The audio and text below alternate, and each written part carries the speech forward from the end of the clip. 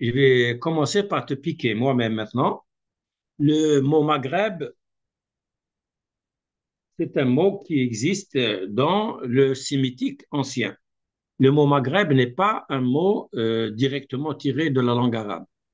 Et combien même il le serait. Ok, Toi, tu t'appelles, toi, tu t'appelles Rachid. ok. C'est un prénom arabe. Moi, je Ouais. m'appelle Abdelzak. C'est un prénom arabe. Mhm. Alors, il y a quelqu'un qui a fait une petite blague au fondateur de l'Académie berbère de Paris, Mhm. Mohamed Araf Saoud. Mhm. Mohamed Araf Saoud, c'est Mohamed, l'arabe, Mohamed Araf, l'arabi, Ibn Saoud. Donc, vous voyez, si on devait enlever tout ce qui est qui relève de l'influence de l'arabe, de la langue arabe, il ne resterait plus rien. Je dis qu'il faut assumer notre histoire. On a été battu par les Arabes, la conquête a été catastrophique, et ça, c'est selon le témoignage des historiographes arabes eux-mêmes, ou anglais, ou tout ce que vous voudrez. Le mot Maghreb est utilisé aux États-Unis. J'écris des articles aux États-Unis et la revue euh, Berber Studies ou Amazigh Studies qui sort, je crois, à Washington, est une revue qui parle de ça. J'ai participé à un colloque international à Portland, à l'université de Portland, et Quelle année? En quelle année, Abdelrazak? En quelle année? c'était 2005. Hmm. C'est en 2005. Ok. Et le mot Maghreb, au contraire, il est utilisé Maghreb, Maghribi, pour dire les Maghrébins. De part, parce que moi je vis en Amérique et je sais que les Américains, à la fois l'élite politique et l'élite académique, ils utilisent toujours North African Middle East quand il s'agit de ces deux Non, ça, zones. c'est la, Hein? non, non, là, c'est au niveau de la géopolitique. Au niveau Ok. de la géopolitique, je vais t'expliquer pourquoi. Ouais. Mais au niveau de la géopolitique, l'Égypte, ils la font dans le même tas que les États du Maghreb. Donc, pour eux, Hmm. c'est l'Afrique du Nord. L'Afrique du Nord contient l'Égypte. Alors, je te rappelle que déjà au XIVe siècle, quelqu'un comme Ibn Khaldoun, il a répondu à deux historiographes arabes, l'un d'eux est palestinien, Al-Maqdisi, et un autre, son nom me reviendra, sur la question du Maghreb. Parce que pour eux, le Maghreb, c'est tout ce qui est à la rive ouest de la mer Rouge. Donc, L'Occident de c'est quelque chose. l'Occident musulman. Donc, Ouais. c'est l'Égypte jusqu'à l'océan. Mais Rahwa, les politiciens d'aujourd'hui, de nos jours, en Afrique du Nord, ils parlent de l'Arabie par rapport à le monde arabe, pas par rapport au monde musulman. Et et de encore, Barassan. ouais, Moi, vas-y. ils se débrouillent. Alors, je te Mais, dis, la discussion, c'était quoi? Ibn Khaldoun leur a dit, non, vous faites erreur. Bon, lui, il est au XIVe siècle, hein. Et les autres, ils étaient au Xe siècle. Il y en a un qui Mhm. était au XIIIe. Il leur répondait donc à distance comme ça, par-delà le temps. Et une ASN, wa innama biladul maghrib hiya biladul barbar. Il leur a dit que l'Égypte ne peut pas être appelée le Maghreb. Elle ne peut pas faire partie du Maghreb parce que c'est une civilisation différente. Et il y a le territoire, la Berbérie, ce qu'on appelle entre parenthèses la Berbérie, le singulier des fois il pose des problèmes. Donc les anciens territoires des Berbères, c'est ça qu'on appelle le Maghreb. Et le Maghreb n'est pas un mot arabe, et ce ne sont pas les Arabes qui l'ont utilisé. Son utilisation est relativement récente.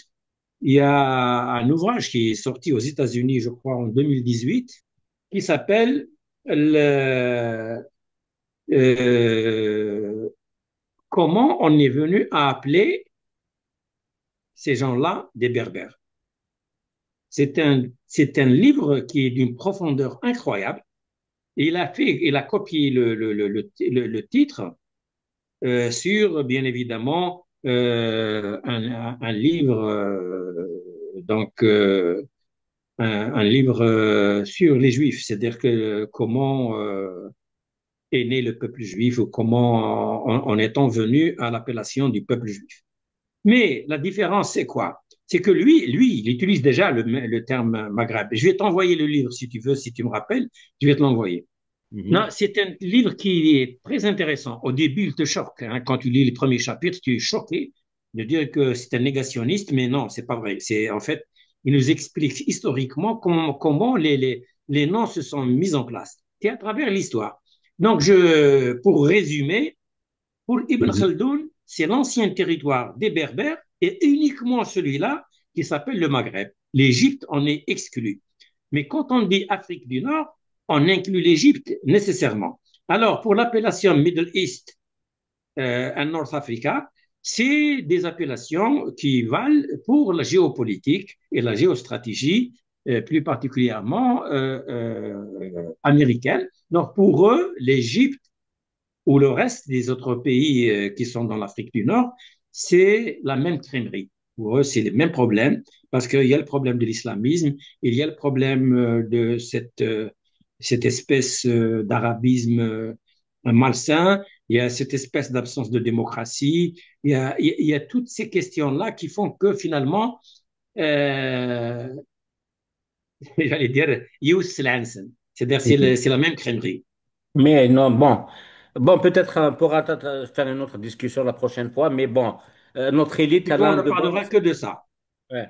Notre élite, elle a aussi un devoir de changer les choses si on n'est pas à l'aise avec.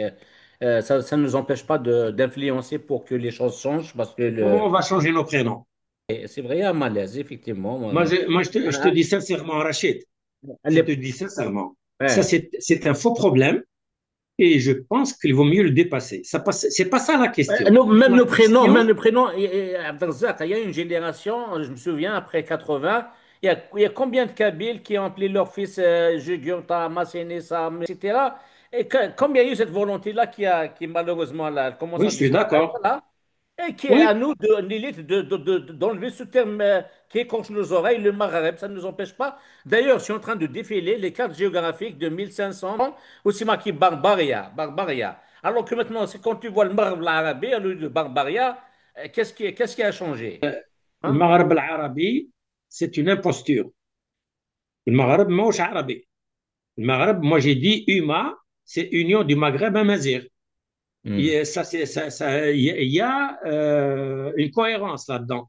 Mais dire Union du Maghreb arabe, c'est de la folie. Donc Hmm. d'ailleurs, maintenant, les Saoudiens, les Émiratis, les gens du Golfe, ils nous disent clairement, vous n'êtes pas arabe.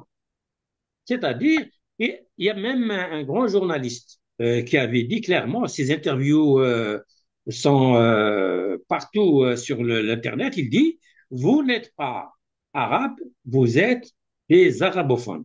وبركاته. مساكم الله بالخير جميعا. نخصص حلقة اليوم عن الشعب الأمازيغي، وأحب أوصل لهم رسالة أنه أنا من المطالبين بانفصال الأمازيغ عن كينونة العربية، لأنهم لهم ثقافة ولهم لغة أمازيغية يفتخرون فيها، مكتوبة أيضا، ما هي لغة شفاهية، وهم يطالبون بذلك. واسعدني أنهم سعداء لما قلت في أحد الفيديوهات السابقة سلفهم عن العروبة، وهم سعدوا وأنا أيضا سعيد لسعادتهم، لأن يعودوا إلى ثقافتهم الأم الأمازيغية. وبالنسبة للغزو والشتات الروماني على الغزو الثقافي، الشتات الروماني على الشمال الإفريقي بدعوى القومية العربية، هذه أضرتهم كثير وسببت لهم إشكالية واغتراب ثقافي في وطنهم. شتات الرومان هم الفلسطينيين واللبنانيين والسوريين بدعوى القومية العربية، وهم الشتات الرومان ما هم عرب ولا لهم في العروبة عرق، ولا عندهم لغة غير العربية. يعني ما ألومهم، ما عندهم لغة، هم يعرفون أنهم ما هم عرب ولا عندهم لغة تجمعهم. هم لغة صليبية، لغة رومانية، ما يدرون كنعانية، فينيقية، ما يدرون، شتات. فمعلش تكلموا اللغة العربية وحنا نسميهم شتات، ما شتات العرب. بس انتوا يا الشمال الافريقي لا تحسبونهم عرب، يعني لا تحسبون هذول عرب، هذول اضروا فيكم اكثر مما اضروا فينا حنا، انهم همشوكم نهائيا شتات الرومان. انتوا عندكم رموز بن بطوطة، عباس بن فرناس، طارق بن زياد، يوسف بن تاشفين، أبو محمد، مجموعة علماء وقادة ومثقفين، أبو عابد، محمد عابد الجابري وعبد الله العروي، كل هذول يوزنون جبال ذهب. شتات الرومان ما طلع منهم مفكرين زي ما طلع من عندكم مفكرين عقلانيين، ولا شتات الرومان يسرقون من المستشرقين، يسرقون كتبهم وأفكارهم ويبثونها علينا. هم مسكوا سيطروا على الثقافة العربية بادعاء أن عندهم الطباعة والإعلام والسياحة ومع لذلك هم جردوا الشمال الأفريقي والأمازيغ من أي حضارة ومن أي ثقافة واحتكروها لهم هم. بينما مع التواصل الحالي عرفنا أن الشمال الأفريقي لديهم تراث عريق، وحرام أنه يضيع في اسم العروبة. أنتم ناطقين بالعربية ولستم عرب، بل ناهقين بالعربية. Donc vous hennissez comme vous braillez en langue arabe, parce que notre langue arabe n'est pas la langue arabe qu'ils agréent. Ils ont la leur. Donc même là-bas, on ne nous accepte pas. Comme les gens qui se disent français. Les Français disent non, vous n'êtes pas français. Je suis francophone. Je parle la langue française, comme disait Mouloud Feraoun dans son journal. Il disait, je parle français que mieux que la majorité des Français. Mais suis-je français? Quelle est finalement mon identité? Donc, c'est ça la question. La langue, ce n'est pas l'identité. La langue, c'est un moyen d'accéder à l'identité. Nous sommes amazirs dans notre majorité écrasante, dans ce qu'on appelle, ce territoire qu'on appelle le Maghreb, ou on l'appelle M, ou on l'appelle X, comme on voudra, pour l'intérêt de la démonstration. C'est vrai, mais la majorité est d'origine amazigh. Et là, Malika Hachid a retracé le lien avec elle a remonté jusqu'à 7000 à 10 000 ans avant Jésus-Christ, avant notre ère. 7000 à 10 000, il y a une continuité territoriale dans ce qu'on appelle actuellement le Maghreb, si tu veux. Accepte-le pour l'instant. J'espère que. Allez, on va l'appeler Tamazra ou Berberi. Ou Tamazra. Moi, je n'ai absolument aucun souci à l'appeler Tamazra. Je l'appelle Tamazra. Dans ce livre, j'explique la différence d'ailleurs et j'explique pourquoi il y a eu un faux problème avec le drapeau amazigh. C'est un faux problème. C'est un faux problème qui a été créé très certainement par la pression de l'idéologie arabiste qui est complètement aberrante. Chacun son identité. Nous sommes amazirs, rien ne nous empêche d'être des amis avec des Arabes ou des musulmans. La religion musulmane, c'est une religion qui est devenue une religion, comment te dire, une religion universelle. Le christianisme, il est d'origine palestinienne, donc sémitique. Mais actuellement, l'essentiel du christianisme, il est en Occident. Il n'est pas chez les Arabes. Il est surtout chez l'Occident. Donc, il y a une confusion entre, d'un côté, les questions d'ordre religieux ou d'ordre linguistique, les langues impériales, comme le dit d'ailleurs une américaine spécialiste justement de l'Algérie. Elle le dit très très bien, il y a des identités impériales et donc il y a des langues impériales. Ces langues impériales, elles sont imposées, ensuite elles font partie en fait, elles font partie du lot. Mais on ne peut pas imaginer aujourd'hui changer tous les prénoms. Quand je parle du Maghreb, on a quelque chose comme 120 millions d'habitants et la majorité de ces 120 millions ont des prénoms comme moi, comme toi, comme d'autres. Même quand tu dis Tessadit, c'est Sadia, Qassi, Ali Qassi, bon, mis à part F. Donc, il ne faut pas, je pense que c'est une question qui est subsidiaire. C'est pas ça le vrai problème. Le vrai problème, c'est le rétablissement officiel. On est déjà assez avancé dans cette question-là, puisque Tamazight, les langues nationales est officielle, avec un statut constitutionnel, en dépit du fait qu'il n'y a pas eu le basculement opératoire. Il y a eu la décision au niveau du statut, qui est très positive, mais il n'y a pas eu le basculement opératoire, c'est-à-dire la mise en place de l'académie. Elle a été mise en place avec une loi organique qui est trop faible, donc bien évidemment, elle ne permet pas de fonctionnement à une académie sérieuse qui va faire de la recherche, qui va développer ces langues, coordonner leur évolution, etc. Donc, on est déjà très avancé là-dedans. Je pense que c'est ça l'essentiel.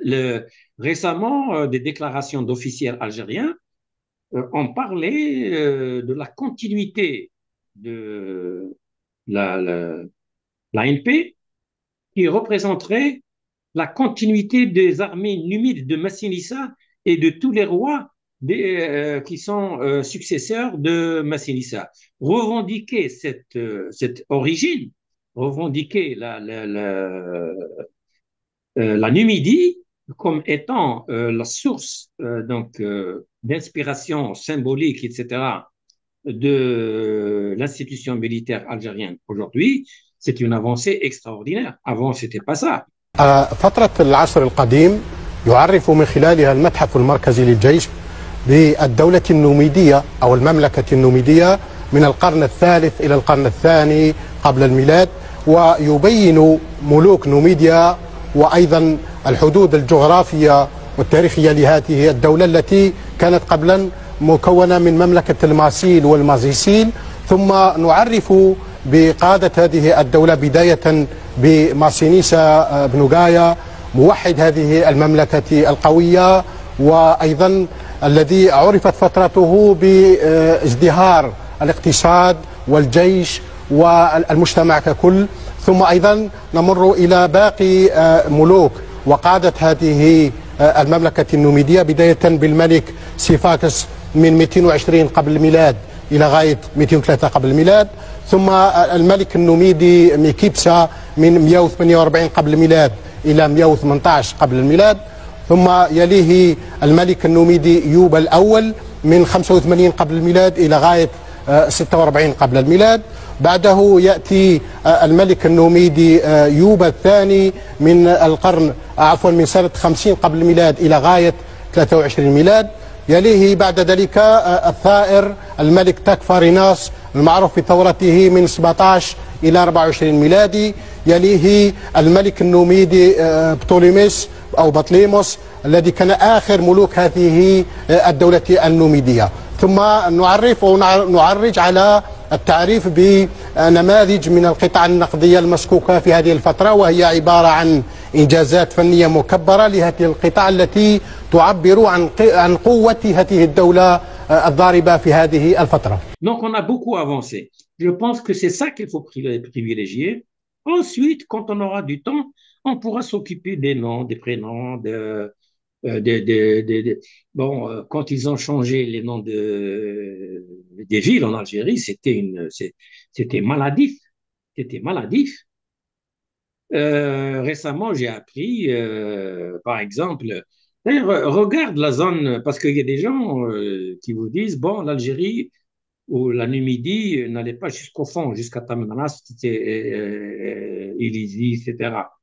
Et oui, mais quand vous voyez le territoire, jusqu'au Mali, jusqu'au nord du Mali, il y a Amazir. Les appellations, les noms de lieux, la toponymie, l'hydronymie, l'oronymie, et même les noms de personnes. Voilà. C'est des noms Amazir. Oui, effectivement. Abdelrazak, en parlant de cette histoire de Amazir, Tamazirt et Tamazra, donc je suis en train de montrer comment dirais-je, une photo qui traîne dans les réseaux sociaux où ça dit, comme quoi Dr Abdelrazak Doueiri a dit que Tamazirt n'est pas une langue maternelle. Et ça serait bien si vous pouvez élaborer un peu plus. Est-ce que Tamazirt c'est un nom singulier?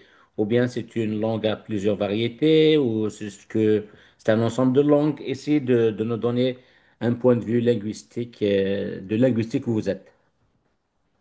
Alors, ce qu'on appelle Tamazirt, quand on parle en tant que linguiste, on parle de normes linguistiques.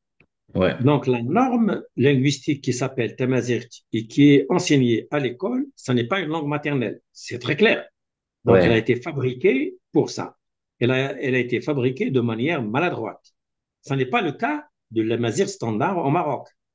La Mazir standard au Maroc, je fais la comparaison pour montrer un peu le.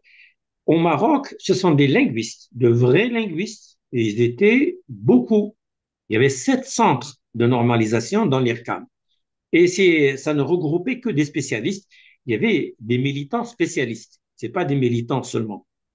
Et donc, ils ont fait la méthode de reconstruction linguistique. Donc, à partir des variétés qui existent. Antoine Meillet, par exemple, qui est très connu, il te dit, les membres de la famille linguistique indiquent qu'il y eut à un certain moment une langue unique. Et cette langue unique a disparu et qu'aujourd'hui, on n'a que ces variétés qui sont disponibles devant nous. Donc, on fait le travail d'ingénierie inverse. Donc, à partir des variétés qui existent aujourd'hui, on peut reconstruire linguistiquement, il y a des méthodes pour ça. C'est ce qu'ont fait les Marocains. Ils ont fait ce qu'ils appellent la mesure standard.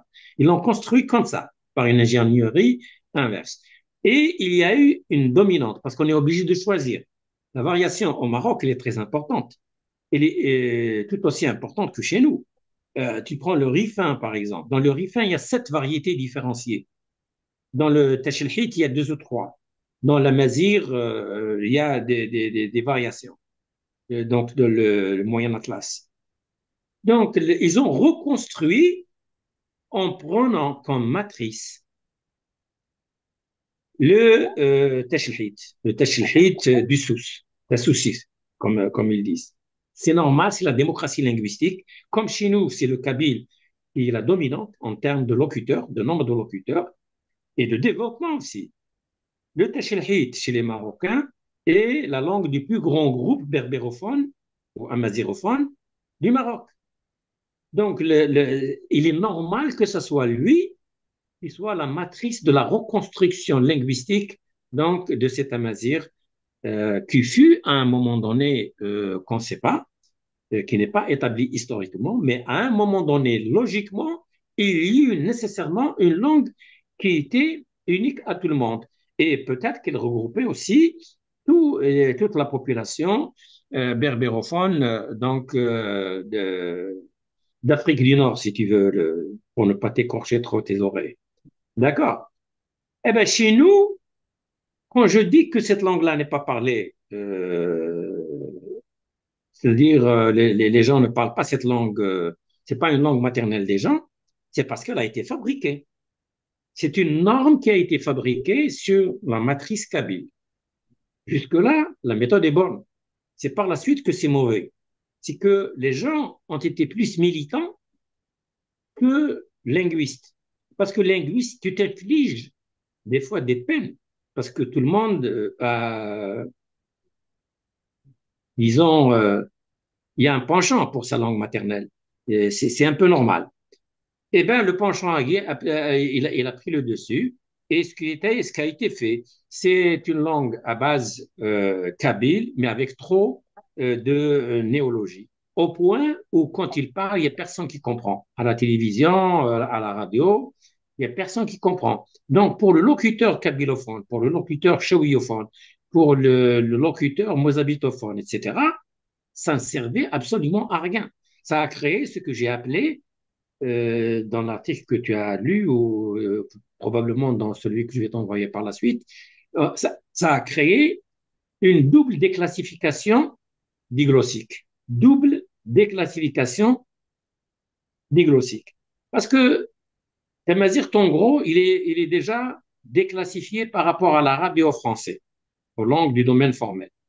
Et ensuite, tu déclassifies les variétés maternelles des berbérophones algériens, des amazirophones algériens, par rapport à cette norme que tu as créée en laboratoire et très probablement dans un très mauvais laboratoire. Donc, mon combat sur cette question-là, il date des années 90.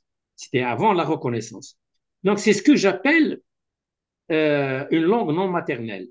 Mais je donne un autre exemple. Toi, tu as tes parents et tu portes un nom.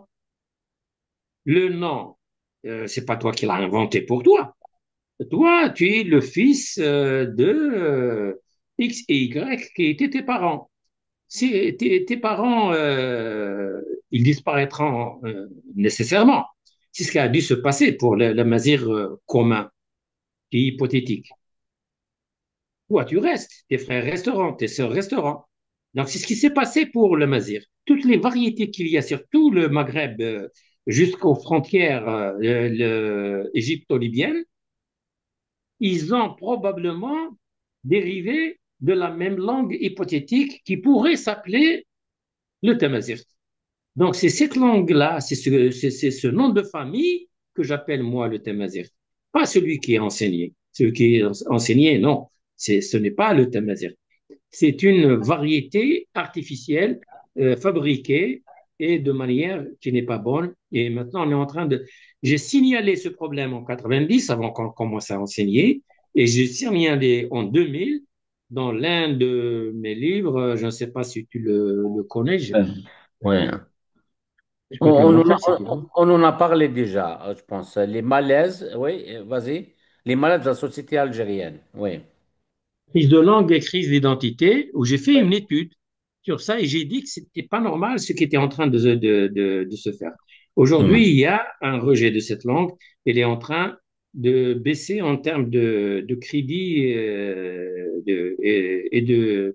et de prestige. Donc, les gens qui manipulent mes vidéos, je ne dis pas que Tamazirt n'existe pas dans le sens des variétés réelles, vivaces, encore vivaces, qui sont utilisées dans le domaine non formel. Alors, pour passer au domaine formel, pour récupérer une panne de l'histoire, si tu veux, on est obligé de parler, de partir de ce qui est réel, de ce qui est réel, de ce qui est ancré dans nos cerveaux, Et vous dans nos dites, cœurs. et c'est là où vous dites la réalité sociolinguistique, c'est qu'en Kabylie, il y a Taqbaylit, chez les Chaouis, Tachawit, chez les Mzab, Tamzavit, chez les Touaregs, Tamashart, etc. C'est ça? Oui, exactement. C'est D'accord. ce que ça signifie. Et les variations intradialectales, parce que dans le chaoui, il y a trois variétés à peu près, Ouais. mais c'est gérable, très gérable. En Même en kabyle, Kabylie, hein, on parle, il y a n'est-ce Tafgaïti, pas? Yawaoun, il y a, Et hein, voilà, et bien évidemment, il y a la petite et la grande Kabylie. Ensuite, il y a le Tessahlit qui est entre le Kabyle et le Chaoui. ouais. Donc, toutes ces variations, on ne peut pas l'ignorer parce que ce sont nos concitoyens et eux, ils tiennent à leur langue. نكوني نقدم قرن تستحيث قرن قعمير etc. D'ailleurs, je peux continuer comme ça. Il y avait Ouais. un ami qui me disait, s'il te plaît, explique-moi, Bark, le mot azalouk, parce qu'il il écoutait les informations en mozambique, قرن d'azalouk. Et je suis azalouk, azalouk, ça veut dire grand. هذا المكان. Donc, c'est pas très compliqué, si tu veux. Ouais. Quand tu t'y mets, c'est pas très compliqué. Mais il faut Ouais. faire le travail. Il faut pas l'ignorer.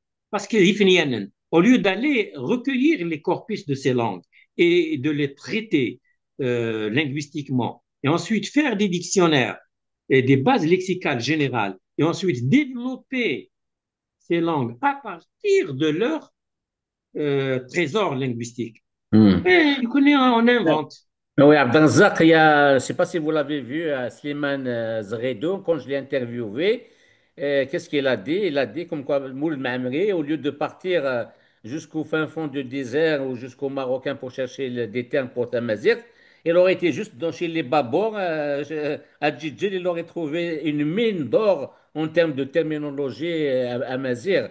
Où effectivement, comme moi j'étais à Adrar Fed, du côté de Bijaya, là, Tessahlit, justement, Kharata, et vraiment. Il y a des mots où nous, c'est de l'arabe, eux, c'est du vrai berbère. Donc, on n'a pas creusé vraiment le fond linguistique de Taqbelis déjà. Avant de parler d'autres. Oui, Nous, on est obligé historiquement, nous avons une responsabilité historique. Moi, je oui, fais mon travail de chercheur et de spécialiste du domaine, c'est-à-dire j'informe, parce que je suis dans les politiques linguistiques, je suis dans la gestion du plurilinguisme. Les gens qui sont maintenant des nouveaux chercheurs, etc., qui font leur magistère, ils ont la responsabilité historique de sauvegarder Tamazirt dans ses langues maternelles. C'est ça, Tamazirt, c'est pas autre chose. Donc, sauvegardons-la. Elle est plurielle. Eh bien, et alors, si elle est plurielle, il n'est pas tant aussi mieux, pluriel tant que ça. mieux. Il y a de la synonymie, mais il n'y a pas que la synonymie, même quand il y a une variation. C'est qu'en fait, des fois, on a oublié dans une région un terme et il est plus actuel, il est plus vivace ailleurs. Donc, on recueille cette langue. Donc, le recueil de la grande base linguistique, lexicale, nous permet justement de sauvegarder la langue. Ensuite, en deuxième lieu, il est nécessaire de décrire ces langues. Maintenant, il y a l'intelligence artificielle qui peut le faire. Hein. On n'est pas obligé de passer 15 ans à piocher dans les phonèmes et les monèmes. Il y a l'intelligence artificielle peut le faire ça très rapidement en automatisant. Il y a, je crois, je ne sais pas si tu connais Mohamed El Qassem, Oui, qui a fait on un lui a rendu travail. on lui a rendu un hommage par rapport à l'excellent travail qu'il fait dans le support informatique. Hein, c'est incroyable. Moi aussi, je l'ai invité à l'un de mes colloques à Béjaïa. Il a développé les logiciels qu'il mettait en place et le travail, les réseaux qu'il mettait en place pour recueillir la langue. Bon, on en parlera si tu veux. Oui, Autrement, c'est oui, quelqu'un qu'il faut vraiment féliciter pour le travail oui, qu'il fait, voilà. mais c'est une personne. Oui, Nous avons des instituts de Tamazirt. Nous avons 4 ou 5 instituts de Tamazirt. Et ces instituts de Tamazirt, au lieu de s'occuper de je ne sais pas quoi, ils peuvent s'occuper de recueillir ces corpus. Ça prend oui, pas la rate. Il y a un centre de recherche de Tamazirt à Gaïs qui a tous les moyens pour faire oui, cette recherche. Il ne la fait pas. Ils ne sortent pas sur le terrain. C'est des gens qui, à Gaïs, ils inventent les mots comme ça. Donc, il faut recueillir la langue. Ça, c'est d'abord un principe de sauvegarde de la langue. En deuxième lieu, la description de ces lexiques et leur mise en contact. Un Mozabite qui était professeur à Ouargla, à l'université de Ouargla, avait déjà, il y a 10 ans, mis en place une espèce de plateforme avec 4 entrées, une espèce de dictionnaire avec 4 entrées. Et c'est ce qu'il a pu faire hein, à l'époque, plateforme avec 4 entrées. C'est-à-dire que tu as un terme en kabyle et tu as le même terme qui lui correspond, par exemple, dans le Tagragran ou dans le Mozabite ou dans le Touareg ou dans le Chaoui, etc. Et inversement, quelle que soit l'entrée, tu rentres par le Kabyle ou tu rentres par le Mozabite ou tu rentres par le Chaouia ou par le Touareg, tu as toujours les équivalents dans les différentes langues. Ça, c'est les dictionnaires, les e-dictionnaires, e-dictionnaires. Et maintenant, c'est quand même un savoir qui est complètement banalisé. Les gens, ils peuvent le faire. Les plateformes informatiques existent. Les micro-ordinateurs maintenant sont très puissants. Il y a il y a des microprocesseurs qui font vraiment des merveilles.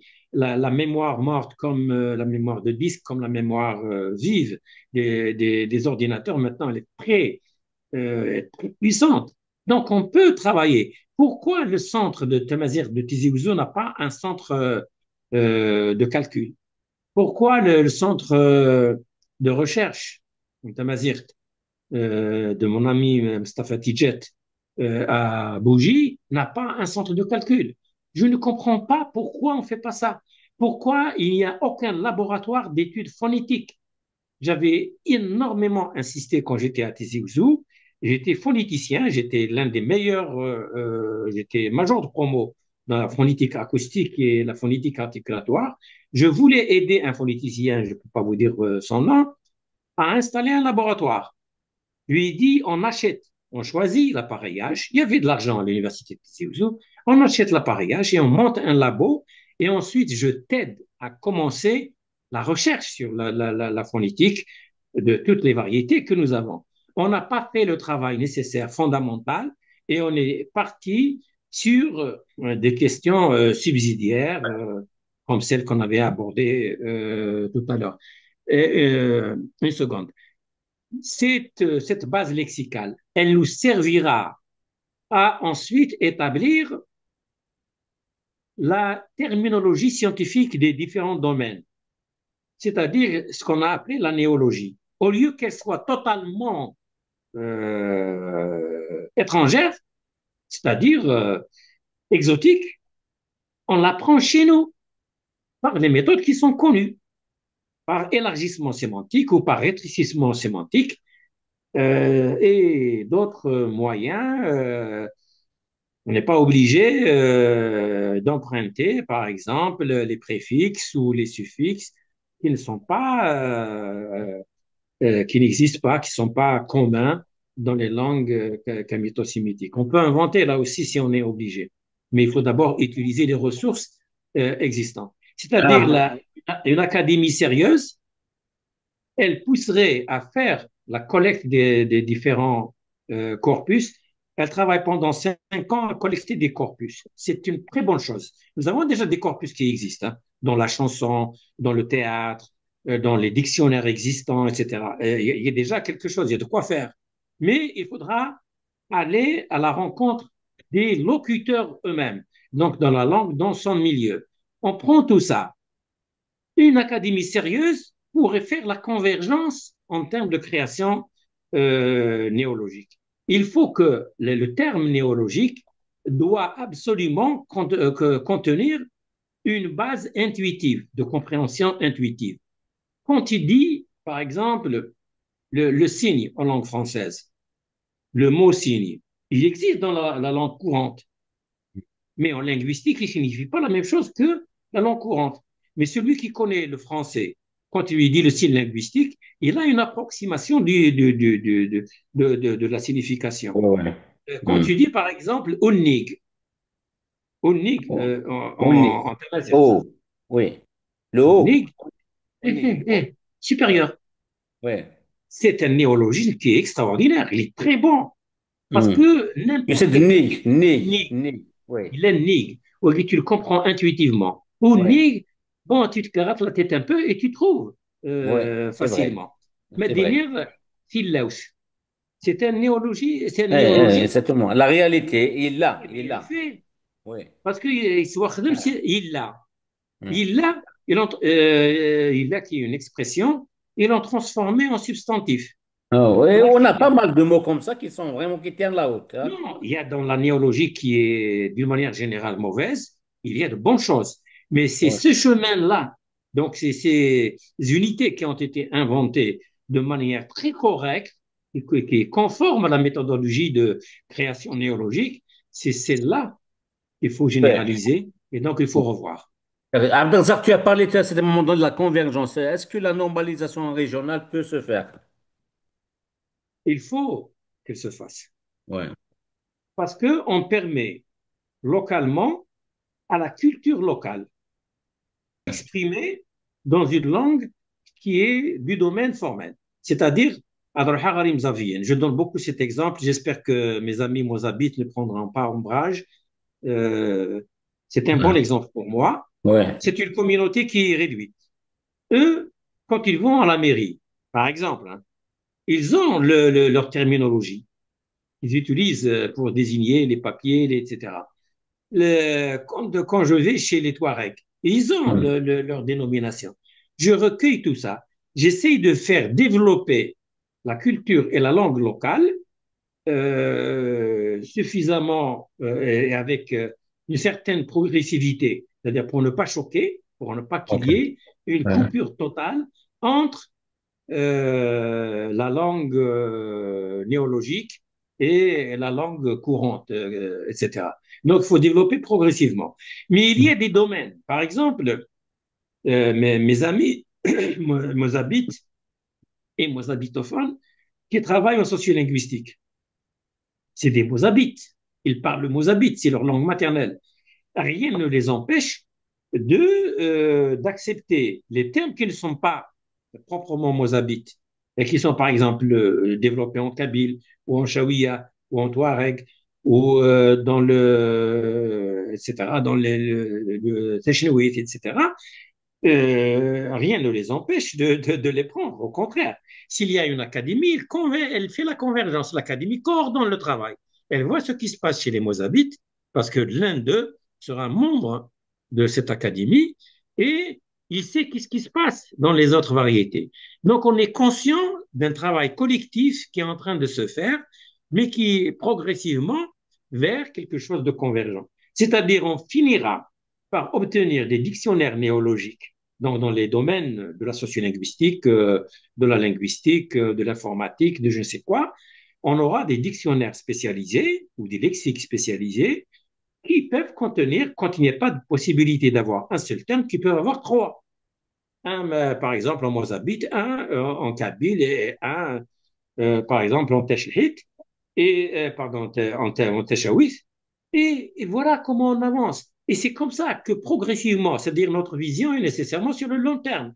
Le court terme, c'est la mise en place d'une institution pérenne avec les moyens juridiques qui lui permettent de faire le travail convenablement et les moyens informatiques. Je le dis et je le redis, on ne va pas passer 17 ans à faire la description d'une langue. Mais qu'est-ce que maintenant, tu recueilles le corpus, ça, la machine ne peut pas le faire. Et une fois que tu as la normalisation du corpus, la codification du corpus, tu passes à l'analyse machine. L'analyse machine, elle ne prend pas de siècle. Donc, et on verra que déjà des études ont montré que dans les différentes variétés de Tamazight, il y a au minimum 40% d'intelligibilité.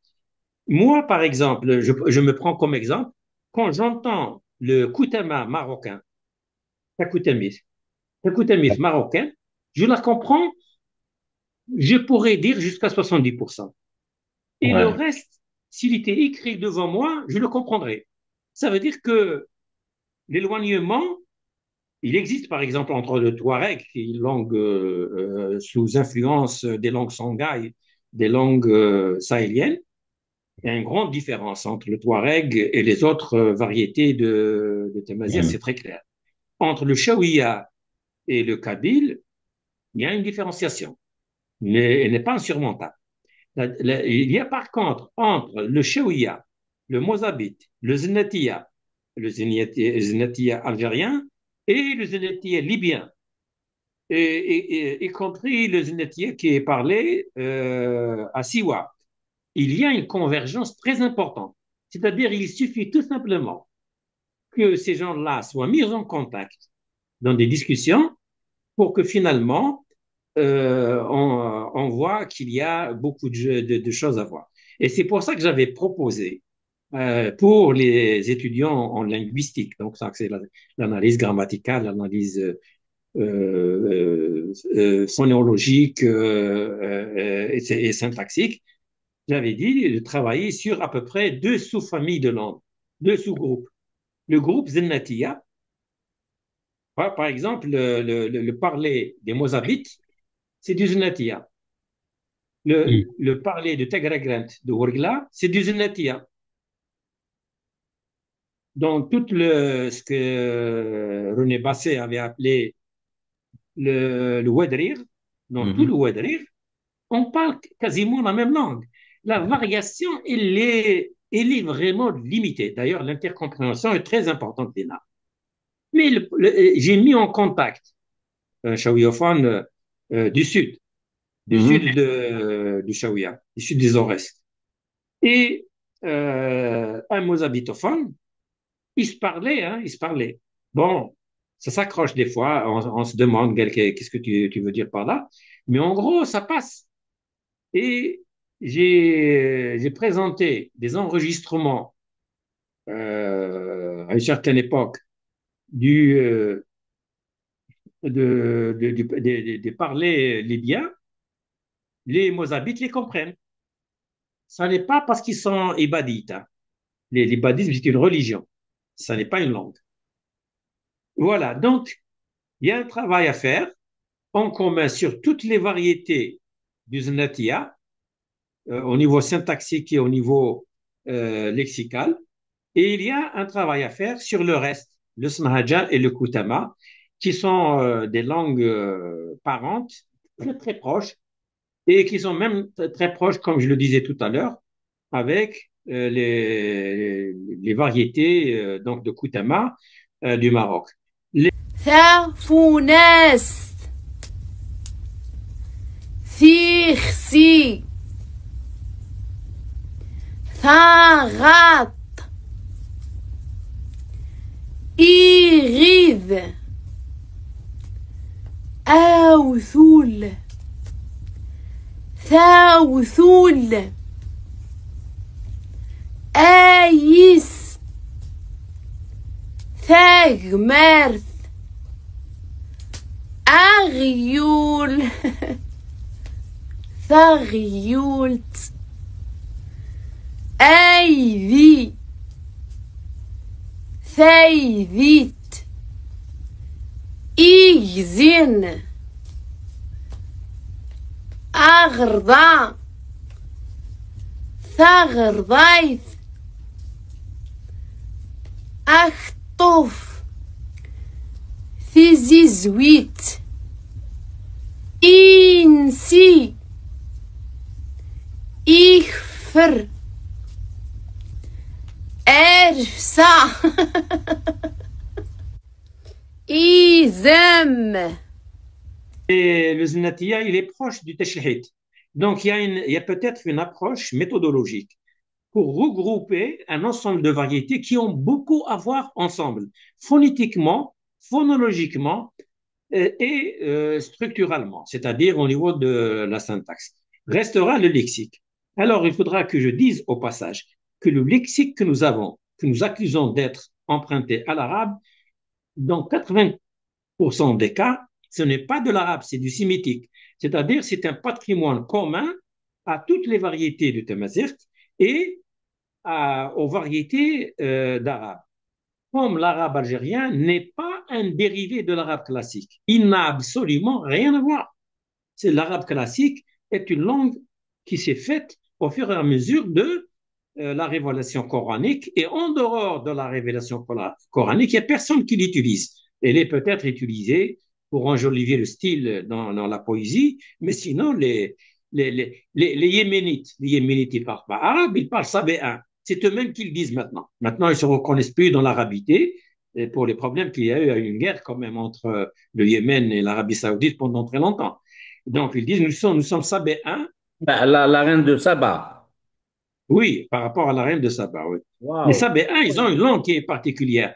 Et cette langue-là, on nous dit, hier, je répondais à quelqu'un qui nous disait, non, non, les Tamazirt, ça n'a rien à voir avec le Maghreb. Le Tamazirt, il est venu du Yémen,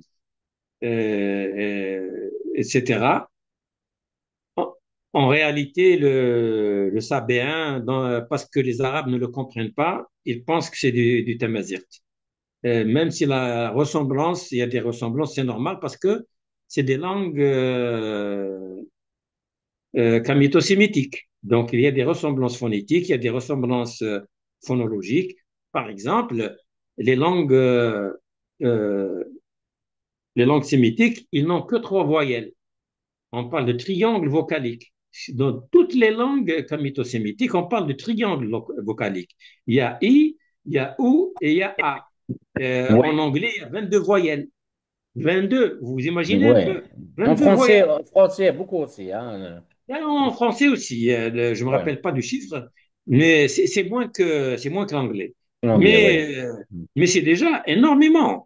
On parle Après, de trapèze vocalique, oui. on ne parle pas de triangle vocalique. Donc, est-ce qu'on est en train d'exploiter par les gens qui aiment dire que nous avons une seule langue, la Mazirt? Est-ce qu'ils sont en train d'exploiter ces données qui sont des données factuelles, c'est des données du terrain? Mais les gens, ils veulent faire fi du terrain. Donc, ils font exactement comme les idéologues qui refusent de reconnaître la majorité de l'Afrique du Nord, c'est-à-dire à l'exception de l'Égypte. Je leur ai dit, je le dis une deuxième fois. C'est juste parce que je veux protéger tes oreilles, quoi. Voilà un peu pourquoi on ne fait pas des travaux. Il y a certains travaux chez nos voisins marocains qui sont en train de s'éveiller à ça. Voilà, si tu veux, quelle est ma vision. Il y a un travail à faire, il faut Oui. le faire, on ne peut pas le nier. Le travail, il faut le faire. Mais Kashmina, tu sautes dessus comme ça, tu inventes des mots. Euh, Tout à l'heure, tu as parlé de la famille de l'oncle Chamito Hamid. Donc, c'est une expression religieuse, hein. Donc, les scientifiques oui, préfèrent plutôt africaine, oui, afro-asiatique. C'est ça. afro-asiatique. Donc, vous partagez cette nouvelle classification mieux que les mythes religieux. Non, non, c'est Ah, l'autre, elle est basée sur une mythologie religieuse. Et effectivement, ce sont les enfants de Noé, je crois, Sam et Ham. Mais bon, mais les enfants de Noé, Noé qui a vécu 950 ans, c'est des choses qu'à croire, ça, ces histoires? et non, j'ai dit c'est une mythologie religieuse. Non, C'est juste une pour. mythologie religieuse, Ouais. mais ce qu'il y a dedans, Mais les scientifiques, ils ne devraient pas reprendre justement des termes qui sont liés à la c'est pas très religion. grave. C'est pour c'est-à-dire, moi, j'adapte mon discours par rapport à ses intentions. L'intention n'est pas là. L'intention est, ce n'est pas de faire, mais dire des langues afro-asiatiques, c'est juste. C'est beaucoup plus juste d'ailleurs que de dire euh, sémitique. Mais le sémitique, il y a beaucoup de travail qui a été réalisé là-dedans et le sémitique a été reconstitué. Est-ce qu'on va l'appeler maintenant l'afro-asiatique? Pourquoi pas? Les gens spécialistes du sémitique ne l'ont pas appelé comme ça. Ils continuent. Il y a des grands spécialistes dans ce domaine. Il y a des dictionnaires et les gens qui sont en train d'inventer et d'exclure des termes, notamment du berbère, du kabyle plus particulièrement, ils devraient s'inspirer de ces dictionnaires. Il y a des dictionnaires qui ont été faits par des Russes, par des spécialistes du sémitique, et des dictionnaires, et là, c'est le dictionnaire des racines sémitiques. Et tu vas trouver que les mots qu'on est en train d'exclure aujourd'hui. Et c'est sur la base des consonnes, de l'alphabet consonantique qu'il a mis en place Kemal Bouamara, son dictionnaire. Ah, c'est ça, Hein, hein. ici. Parce qu'il a fait une classification sur la base des consonnes et non pas comme on a l'habitude de voir, on mélange les voyelles avec les consonnes. Lui, il a fait une classification par rapport aux consonnes. Oui, franchement, il a choisi la bonne méthode. Parce Voilà. que je disais tout à l'heure que les langues afro-asiatiques, ils n'ont que trois voyelles. Donc, c'est non pertinent d'utiliser la voyelle comme terme comme unité de classification. Il n'y a que trois. L'alphabet hébreu, il n'est pas vocalique, il est consonantique. L'alphabet phénicien, il n'est pas phonétique. Il n'y a pas des voyelles, il n'est pas vocalique. Il est consonantique. L'alphabet nabatéen, qui a donné naissance à l'alphabet arabe au 9e siècle, 9e siècle de l'ère chrétienne. Le Coran ne s'était pas écrit dans l'arabe, hein. C'était écrit dans le syriaque, le nabatéen, Ouais. et ensuite il est passé au 9e siècle D'accord. vers cette graphie. Cette graphie, elle est consonantique. Il n'y a pas les voyelles. La vocalisation, elle est venue bien après, on s'est rendu compte. Et ça a bien marché. La plupart des dictionnaires qui ont été faits pour la langue arabe, qui sont des dictionnaires merveilleux, vers le 8e, le 9e siècle de l'ère chrétienne, étaient des machins consonantiques. L'application des mathématiques aux sciences du langage Déjà à cette époque, donc au 8e, 9e siècle de l'ère chrétienne, pour la langue arabe, il a exclu les voyelles. Il n'a travaillé que sur les consonnes. Et il a fait la loi des combinaisons que tout le monde, enfin, que des gens qui ont fait maths connaissent. Donc, faire les classifications par consonnes, c'est une très bonne idée. Les faire par racines, c'est encore meilleur, c'est plus économique. C'est ce que expliquent les premiers dictionnaires français kabyles, etc. Donc, c'est une bonne idée de faire ce type de travail. La classification alphabétique, elle pose problème. Elle pose problème à cause de l'article, hein, de l'article dans le kabyle plus particulièrement, parce qu'il est très prononcé. Moi, ce que je préconise, c'est qu'on fasse une base lexicale la plus large possible de toutes les variétés. Donc, on la fait par variété. Et ensuite, on en fait une base informatisée.